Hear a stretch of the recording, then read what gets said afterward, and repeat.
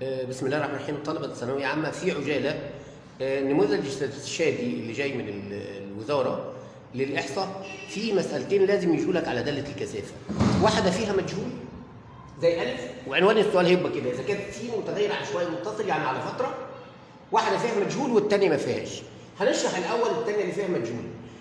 الأولانية اللي فيها مجهول لازم حضرتك تجي لك اتنين، فكل اللي أنت هتعمله هتجيب دالة واحد سواء علمي أو أدبي، وهتجيب دالة ثلاثة، يعني هتجيب بداية الفترة ونهاية الفترة.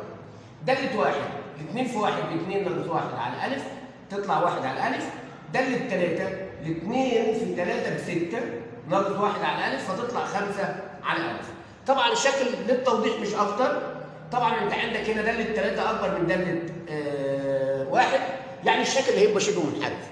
مساحة شبه المنحرف عبارة عن إيه؟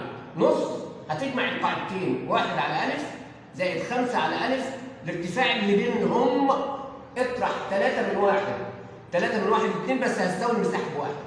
شيل الاثنين دي مع الاثنين دي، يبقى فوق المقامات متوحدة، هتبقى 6 على ألف بتساوي واحد، نظام مقاس طرفين في وسطين، يبقى الألف هتساوي 6، يبقى اختيارك هيبقى 6. طيب نروح للمسألة الثانية. المسألة الثانية اللي مش فيها مجهول، ما هيجي لك اثنين زي ما اتفقنا، زي كده، يعني برضه نفس الكلام. هتجيب دالة صفر ودالة 4. دالة صفر